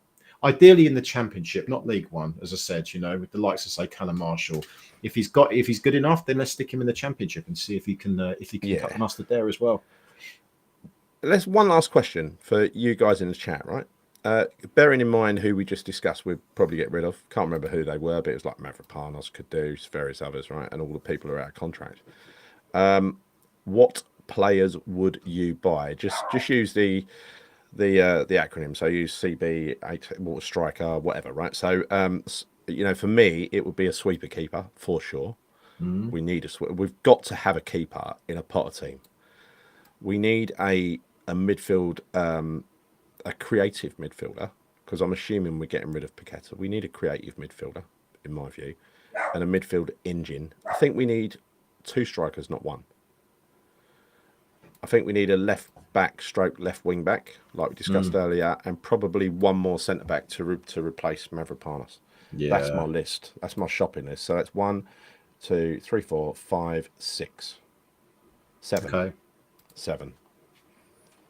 What would you say? So I'll go for that again. I said keeper, creative midfielder, a box to box high energy midfielder, 2 strikers, a left wing back stroke left back, and another centre back, a spare centre back. Yeah, I mean, I would agree with you. I think it's fairly obvious where we need to bring in reinforcements. Of course, it is. Yeah. You know, we know that midfield is obviously critical, and I do see it as critical because I think our midfield is just way too slow, just lacks that kind of dynamism, as I've said so many times. Striker, mate, we say it every flipping season, don't we, mate? We do. Every season we say the same thing. I'd love to see 2 strikers come in. I know, it's for years and years and years. Actually, so shout out for West Ham ladies. I assume they won? You have to tell me. You didn't tell me what to shout out, did you? Kent Hammers, goalkeeper, yes. Everyone agrees on a goalkeeper. Central midfielder, yes. Marshall seems a little small. Yeah, he needs a season in Championship. I think Chris was right there, without a shadow of a doubt. Pavy scored a great goal. I don't know who Pavy is. Jonathan David, yeah. But look, everyone wants Jonathan David. That'd be like the dream striker, the perfect striker for West Ham and for Potter. It'd be like the first time we've got it right ever, wouldn't it? For years. Quite possibly, yeah. But Yeah, again, I think it's unlikely. I think yeah. if we really wanted him, we should have just put some money down on the table in January and gone for him. Should I have think done they'll that. be. I think they'll be judged during pre-season, right? These kids are going to come back. They're going to get some games in pre-season. Probably go on the tour and see how they settle in, aren't they? Pavy again. Who's Pavy? Chris Pavy? I don't know. Pavy is on the. Took the kids to the training grounds today, and they weren't even trained. Any idea not a clue, Darren. I don't know where they train. Over at Rush Green, didn't they? But they might have Yeah. been, yeah. But I don't know what days they do it though. Actually, I think I thought they used to train. I think they train on Wednesdays, Darren. I'm sure they train on Wednesdays as well. They're I not mean, playing obviously till they train more Monday, than so that. But yeah, it'll be different, won't it? It'll be a slightly different order. They'll be doing some training over the weekend, won't they? yeah. I mean, they train most days, but I think when I know for sure they train on Wednesdays typically. So that would probably would have been a better day to go. Ray is absolutely right. We will bring more through under these, yeah, and obviously, and I think they'll feed more into that young side as well. And we've been doing that. I mean, got to say, the academy system that we've got and the people we've got running it are fantastic. You know, Oh yeah, it's delivering with bells on. You know, yeah. Ted the Hammer. We can get John. We can get Jonathan David. I think we can if we pay the right money. And I don't think you're going to have the bigger clubs going for him. So I think you I will don't get think clubs. I think you will get clubs that are playing in Europe, though, Gal, that will want him because they know that what he can do. So I think that's in what we've London. got to kind of compete with. Was it In in London. London? I don't know. I mean, I just don't know. I mean, bearing in mind he's on a free transfer, so I Yeah, think but that obviously London's will be important. appealing. It's just a train ride away from home for him, isn't it? So he can almost commute, Chris. I don't think that's the be-all and end-all for him, Gal. Come on. I mean, it's about his career here. London's important, Chris. It's an attraction to overseas players. Why do you think? This is how it works. It's very important. Unless you're playing for a Man United or Liverpool, then one of the super clubs. But if you're playing for a club at our level and you're given a choice of London or I don't know the docks of Everton, you're Yeah, going to go yeah. for London, aren't you? Yeah, of course you Marshall are. lacks a bit in power and pace, but he looks a natural finisher. It's not a very good reference, but maybe, yeah. I thought he was fast. I didn't realise. So yes, actually, have transformed. So that must be talking about the ladies again. There's a lot of, if you're talking about a player, we should put who you're talking about because I'm just picking up cryptic clues. I've got to piece them together. Pavy, West Ham ladies. Oh, right. No wonder I've never heard of her. West Ham ladies against Man City 1-1. That's a great result against Man City because the one time I did go and see a West Ham ladies game was that FA Cup final where they got battered in the second half by Man City. Right. Yeah. So well done, Pavy. How about this Landers kid from Hibernia? Oh yeah, we got that guy in as well, didn't we? He's a striker, isn't he? He's a 3 young kid, goals in that. 3 games. He's I wonder if he's got one of those cars that Andy Irving's got, or if he sets his sights a bit higher. Ferguson, the city transfer. Well, listen, it was the only one he was offered. It was a loan. There was no way he was going to buy. As we explained this the other week, didn't we? Epic, the only right. So, okay. So look, I think we're coming to an end. Let's quickly talk about Newcastle, yeah, because that's going to be a tough game. What sort of run are they on at the moment? They're still winning because after we did well against them last time, they just went on a winning spree, didn't they? So I'm looking at it now, mate. So they've accumulated 6 points in the last 5 games. So they lost to Brighton, lost to Liverpool, lost to City, right? So in terms of the teams they've lost to, the only real surprising one there is probably Brighton. They beat Forest 4-3. So they've lost 3, won 2 in their last 5 games, whereas we have accumulated 7 points, haven't we? We've accumulated 7 points. Sixth Yeah, in the they league. are. Well, bear in mind, so for Newcastle, a couple of things to factor in, Gal. They're playing in the Carabao Cup on Sunday. So obviously, brilliant. Away. Fantastic. So they're going to have their eyes on that, that's for sure. They've got what's his face? Anthony Gordon out as well. He's out injured. Not injured, he's out suspended, sorry. Claire Balding can't play. Yeah. But yeah, look, I mean, they're obviously a quality team, mate. So even with them out, I mean, presumably they'll probably play Harvey Barnes on the left-hand side now, who's also a very, very good player. They've still got Isaac. They've still got Joel Linton, Guimaraes, Livramento, Dan. I mean, they're just a good teammate. So it's not going to be easy. That is not going to be easy at all. It's certainly going to be a much more tougher test than it was against Leicester the other week. Let's put it that way. And now you're going to predict a home win, aren't you? Yeah, 3-1. No, but I think if you look at what this could mean for Newcastle as well, because Carabao Cup is one thing, but also they still could get into the Champions League. They could, because if they win against us, they will go joint fourth. They'll be fifth, albeit on goal difference, but they'll be on 47 points. So they're still in and around the mix of the top four. So this is a very important game for them still. But also, you know what it's like, Gal. Well, I don't know if we don't really know what it's like, but typically when you lead up to a cup final, you want to win before you go into the final as well. So I think this game is going to be important for them. But then equally for us, we go level with Palace on 36 points, although they'll be better off in terms of goal difference. But we do have the added incentive of going above United and also Spurs. So. Yes. By the way, could you imagine 3 wins out of 3 would be fucking incredible, wouldn't it? My God. It really would be. Ted the Hammer, Chris and Gary, what's your thought on my comment? You're assuming that we read every comment. These things just fly past and we catch a few of them. You know, like when you're fishing for one of those hooks at the fair and you get it out and you win a goldfish. It's basically what these comments are. We're trying to catch them as they go past. Famous Englishman, Angel Gomez, is too small for the Premiership. I think... It's supposed to be very good, though. It's supposed to be very good. Don't be heightist. Don't be heightist, Epic. Not nice. He's a good player. He's a very good player. I'd love to see him. But in addition to another. But yeah, Ted the Hammer. We didn't see a comment, so I just write it again because that's what people do. Well, once we go past them, we never look back. It's only forward, isn't it, Chris? Only forward. Kante was a short arse, Epic. Right. Newcastle are very inconsistent. Well, that's obvious from their form, actually. It'd be tough, especially... They seem pretty weak at home, which is where we played them last time. I mean, they lost at home to Fulham. They lost at home to Brighton. On the road, they look a lot better. Yeah, sadly. But Gordon is a big player for them, actually. Away. Gordon is a massive... It'll be a big loss for them. Recently, they've beaten Spurs, Arsenal, Southampton, away from home, and another couple as well, right? They also beat... Birmingham. Oh no, that's FA Cup. Birmingham. They beat no. Who else did they beat? Oh no, they beat Arsenal in the semi-finals of the League Cup, which I found quite hilarious. They lost at home to Brighton, so they're losing at home quite a lot and winning away quite a lot. So I don't know, they're away, aren't they? And we found out when we went up to their place that even under Lopetegui, we put in a decent performance there. It was probably the finest performance under Lopetegui, wasn't it? Yeah, Botman and Gordon out. Yeah, we did. We beat them. So, like I say, Gordon is a great performance, wasn't it? We were buzzing after that, weren't we? We thought the dud that we were starting to call out in Lopetegui had suddenly come good, and then it dawned on us the following game that he hadn't. Yeah, we were good that day, though. Maybe Newcastle a bit crap, but we did play very well that day, actually. I think Potter will lock up shop again. I'm not so sure, actually, because he's got most of the squad back now. Even Fulkrug is back from injury. But he ain't going to play though, Gal. I'm so I'd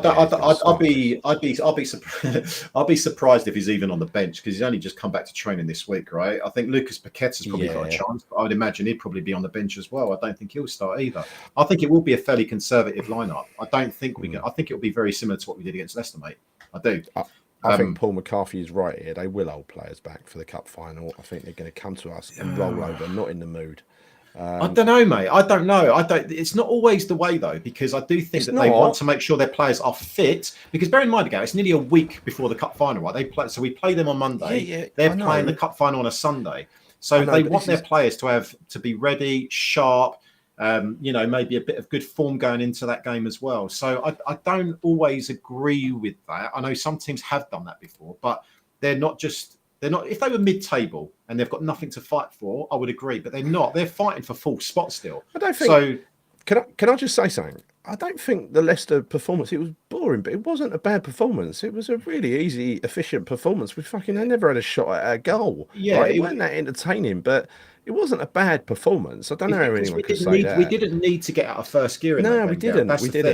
It's a bit of a misunderstanding. I think, judging him in one game that we've rolled a team over really easily, who usually score against us, Vardy, they done it. He set it up perfectly to stop Vardy. Vardy just down a sniff. All they have to do They is play were Callum awful, though. They were Callum awful, Wilson will score Leicester. if he comes on. You know that. I know that. We We, all we know always that, we right? always say that, but he hasn't the last Yeah. time round. So No, but you should always say it because it puts those demons to bed, okay, all right, he's definitely going to right? come on the score then. Yeah. Yeah, yeah. We've not beaten Newcastle at home since Pellegrini was in charge. We beat him away that time as well. I went to the away game up there where we thumped them with Anderson inside. It was fucking hilarious. So funny, so funny. God, I was at the one last season. Jesus, when Yeah, I see, thought it's we were. catching on. Oh, Claire Balding, it's catching on. It's catching on. It's me and John now. I'm calling him Claire Balding. Newcastle have one eye on the cup final. Yeah, they will. They'll have two eyes on the cup final. Don't forget, they're not playing for a disciplinarian. They're playing for Eddie, right? He's gonna be nice and laid back. He's gonna, yeah, what lads? Yeah, sorry, you don't worry. We've got a cup final on Sunday. Look after yourself. no, he's not, mate. Stop it. Yeah, Stop saying that. It's not. It's not going to be an easy game. What What are you doing? No. So I said, what is your thoughts on Paqueta or Patua, as you said? He got pushed off the ball. Doesn't like the physical stuff. Don't track back. Goes down easy. Well, he goes down easy. He does like the physical stuff. He loves the physical stuff. Paqueta. He's completely. He's an animal at times, right? Yeah. You remember that game? The thing that sticks in my mind. You remember that Luton game early in the season, away last season, where you had Alvarez and Paqueta absolutely loving getting involved in the tear ups. They had a big smile on their face. They were smiling at each other, right? And it was different class. No, I think if you watch Paqueta close up, he's a physical animal. Oh, he's very physical, as well. but I would agree and goes say down that easy. yeah, exactly. He definitely goes down easy, but he plays it. He plays that game to get the free kicks Yeah. too much for me. And sometimes Yeah. he's just got to get up and fucking get on with it because that does That wind ain't me up him sometimes. that ain't Chris though. Him being pushed off the ball or out overpowered. That's him just diving. Yeah. Of course he Yeah. is. Oh yeah, he's a strong lad. Yeah. He is. He's very physical. Yeah. I enjoyed the Leicester game, but I want to see progression next. Yeah. I mean, remember we were a bit limited for progressive options, weren't we, in terms of playmaker? We had the three kind of bland midfielders playing together for the second time. Caduce was the only one he was literally the only outlet in that team, other than Bowen up front against Leicester. And when you do that, when you haven't got a Paqueta and you haven't got those multitude of options that you would usually have in the team, he's easy to pick out and shut down. And he's done it, as Danny said earlier, right? They double up on him. Yes, that's what they have been doing. Did they double up on him though, Leicester? I don't think So. I don't think they doubled up on anyone, Chris, No. to be honest. But I think he just had a bad game. Yeah. Tries too much, to buy too many fouls. Yeah, he does, and I ain't buying what he's selling. Fly Fox Pro. That's what I'm saying. Yeah, but you do. Yeah, but predictions. he's got the ability to do something special. So I don't always mind when he tries to do something a little bit flamboyant. It's when he does it in the wrong areas where it can really leave us open and exposed. That's what bothers me. But in the final thirds, I don't mind that at all. I think we've played better without Paqueta the last two games. I'm not sure whether he walks back into the team. When you say too predictable, Trudge, what you mean is diving. I think he's a really bad actor. Really bad actor. He needs to go and train at Arsenal for a couple of days, and he can get better at it. You know, all controversial. All we do right. So look, let's do predictions. What are you going? This is the last thing we're going to do. Predictions. I am going another clean sheet. I'm going West Ham 2, Newcastle 0. Oh wow, okay. Yes. I'm not going to go with that. I'm going to go with a draw. Actually, I'm going to go with like a score draw. I think maybe like a 2-2. Let me down, Chris. All that positive talk, all the 3-1s and everything else, and you just all the 3-1s. No, I'm going to. You can imagine like it's going to be 3-1 now to West Ham because I'm not calling it. But no, I think a draw would be a good result. I mean, for West Ham to get 3 wins on the bounce is almost unthinkable, isn't it? Really, we've not done that in God knows how long. 3 clean sheets on the bounce. I bet that's a long time ago. Yeah, I can't remember. I'll tell you something funny, just slightly off script there. There is a guy that I saw on TikTok. No, we don't. But there's a guy on TikTok. He's a Man United fan, and I came across his profile the other day. And this geezer, right? He has refused to cut his hair until Man United get 5 wins on the bounce, and he's now on like day 160 or something ridiculous. The geezer's got an afro, gal. It's so funny, right? You see him from the beginning. He had a skinhead, shaved it all off. He's like, day 150 of me waiting until Man United get 5 wins on the bounce. Honestly, you've got to follow this guy because it's hilarious. Because I can't begin to imagine how long is it going to take for this guy I mean, his hair will be touching the share floor him, at some point soon. share his I forget his share him with me. I forget Yeah. his name, but yeah, So, you probably find if you type in Man United hair or Chris, you've something like that. influenced the audience, right? There's so many people in here going for 2-2s because you know, and I can only put it down to you, right? Because even Randy's gone, who's usually unconvincible, right? 2-1 West Ham, but Ed says 2-2. Randy, that's a cop out. Yeah, I think we always prone to us conceding goals, but I 2-2 do hits think the the spot 2-2 for would be a good sure. result for us. Oh, everyone's going 2-2. Isaac will start. Isaac will score. Isaac will not get any change out of Aaron Wan-Bissaka or Todibo, who will just take it calmly in his stride. 3-1. Already done me bet. 40 back. Excellent show, Gary and Chris. Don't forget to do a vlog. Yeah, Chris, do a vlog. Yeah, just quickly. This is the geezer, right? Here he is. This is the guy. Oh, yeah. Yeah. Look at that hair. It's brilliant. What's that? Since when? What did you say again? A minute. He hasn't cut his hair since when? Hold up a minute. It's not that long, mate. It's where is his profile? Hold up a minute. I think like 100 day 152. I think it is day 152, something like that. Yeah. But when are Man United going to get 5 wins on the bounce, though? I mean, good God, not for a long time. This geezer's going to have the biggest haircut in the world, right? It's hilarious. But yeah, no, I don't even know why I was talking about that. But maybe we should do something like that, Gal. What do you reckon? No haircut until West Ham get 5 wins? What do you reckon? Good idea. Yeah. So I think no. Walking sales, Chris, got to take care of my appearance, not so. So Skulls take care of Isaac. So when Skulls get back to the dressing room that night, he'll empty his pockets. He'll have a wallet, keys, and Isaac. So that's what I predict is going to happen. 2-0 West Ham, easy. I'd love that. Honestly, I'd be buzzing if we get 2-0 win out of Newcastle. That'd be brilliant. Absolutely brilliant. But what if it's boring and we win 2-0, Chris? What if it's boring? No, I'll take it. Look, you know my thoughts after the Leicester game, because we spoke after the game, and I just said, Jesus, that was fucking boring. And I know you said like, yeah, but Chris, I actually enjoyed that. But I think from a different perspective, the fact that you were around some people that you hadn't spoken to before, whatever, you're talking to them, it was kind of just a fairly kind of relaxed. For me, it was a combination of everything. It was the atmosphere that really bugged me. The atmosphere was awful. There was a lot of tourists there again, you know, with their shopping bags and all that kind of malarkey. The atmosphere was flat, mate. It was really, really flat. And I suppose what it was, and looking back in hindsight, I think it was purely because we could have won that game very, very easily, which we did. And I think had we gone into second or third gear, then we could have, as someone already said in the chat earlier, could have got 2, 3, 4 goals if we wanted to. But we didn't need to. It was an easy win against a very poor team. I actually think it's the worst team I've seen play. They were rubbish, yeah. They've got to be the worst up there, mate. Honestly, they are probably the worst team I've seen play this season for sure. They're awful, absolutely awful. I agree. I totally agree. So look, I think we can call it a night now. That is 1 hour 41. It's a bloody long show for a Thursday night, but it was worth it. I enjoyed this. It was quite good. We had quite a lot to get through, didn't we? So thank you all for watching. Thank you everybody in the chat for your lovely comments. Thank you, Claire, and is Bodger tonight for being the moderator supreme. I hope you didn't have to get too mean. Thank you, Chris. No, thank you. Do you know, it's been good. I've not been on here for a couple of weeks since we had our little drinking drinking sesh when we went after the Arsenal game. Yeah, we have to do that again at some point. We'll have a little drink. That was funny. It was fun. I like John Gary. I do like John Gary on camera. I think a lot of people want to see. Prefer him to Sober Gary. I like both versions. It depends what mood I'm in, but I do like, particularly when we get a win, Drunk Gary has to come out. I think maybe that should be a thing, Gal, that every time we win this season, and we ain't got many games left. But the thing is, we get Drunk Gary back wins, out. Chris. So many wins. I'll be getting drunk all the time. You know what I mean? Mate, you've been doing well recently, though, mate. To be fair, you have. You've been doing pretty well with your sessions. I'm proud of you. I'm very proud of you. I've got to stop. Anyway, I think we're done. We go out with because there's a bit of an air of tourists around. Before we go, though, Gal. Before we go, very quickly. Yes. Let's not forget. So we're going to do one on Sunday, and it's highly likely we're going to get an ex-West Ham player on, someone very well known. I don't want to say who it is, but it won't be the regular player cliche interview. It's someone who's promised to just answer whatever question we ask them.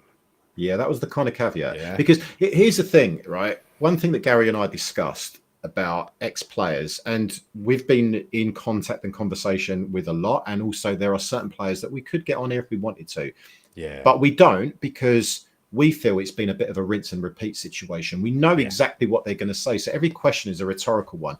Now, if you bring on, I'm not going to name names here, but if you bring on certain players and you ask them what was their best moment, we all know what it was, you know. So what we want to try and do is get a different steer on this. It's one of the reasons why I interviewed one of the lads from back in the mid-90s, Graham Filson, because he had a whole different spin. There's another player that I'm talking to at the moment as well, who's got such an interesting story. I mean, it really is, Gal. It's like he's quite literally something out of a Hollywood movie. Love this. Yeah, I know who you're talking about, and it's amazing. It's all mafia and everything, isn't it? It's quite literally amazing. A Hollywood story. This guy. Yeah. So that's another one that we're in conversations with. It's not Jonathan Spector, by the way, with the guest, right? But no, this player, he was a quality player for us. He was a hammer of the year as well. He was a hammer. He was a quality player. Yeah. So we'll leave it there. But Sunday, hopefully we'll get him on. Yes. So thank you very much, all. We're going to go out with tourists, because the tourist problem is still not resolved. So in honour of Canning Town Len, I've got a new picture from Canning Town Len. As I told you the other day, he's trying to fix his studio up and move all his paintings aside. There's chaos in there. I've got a picture of the old front of Upton Park, right? In the old days, when I was young. Yeah. I messaged Canning Town Len the other day, actually, because I want the one, the Bobby Moore stand of Upton Park. I want that one. Have you seen that one? I really like that. Yes. And my plan is probably because Caduce will be going soon. Yes. And I'm gonna get rid of that and stick the Bobby Moore stand. The old, I can't get it right. The old Bobby Moore stand. There. That's the plan. So that's a good idea. So you get onto Canning Town Len, create some more chaos in his studio. Make sure he's got nowhere to put stuff, and keep him busy. But here's some of his other animation work. Fine animation work. See you later, Chris. Thank you, everybody. Come in your wines. See you later. Hey Goldie, what's on today's to-do list? Why, it's match day, Dave. Are you hoping for a full house tonight? Not too fast. As long as we sell all the tickets, I don't care if you come down here. Make more money for the tourists here, so I don't care if you come down here. Nathan Villevic's got a boy for the night. His ex-missus said you better try to get it right. Buys a kid a ticket and a burger and a Sprite. Got a train home, 200 Nicolai. Cause I don't care if you come down here, cause you make more money for the tourists here, so I don't give a monkeys if you come down here. Stop from when a pocket took a bully in the water. Never lost a rumble, but he can't get sore. Climbs more stairs than he did before. What's his old seat, then he's got to pay more. Cause I don't care if you come down here, cause you make more money for the tourists here, so I don't give a monkeys if you come down here. The caviar only goes to football with his wife. He did it as a kid and he's done it all his life, but he don't get a winter fuel allowance anymore. So we're gonna sell his ticket to a bloke for Singapore. I don't care if you come down here, cause you make more money for the tourists here, but we don't give a monkeys if you're here next year. I don't care if you come down here, cause you make more money for the tourists here, and I don't care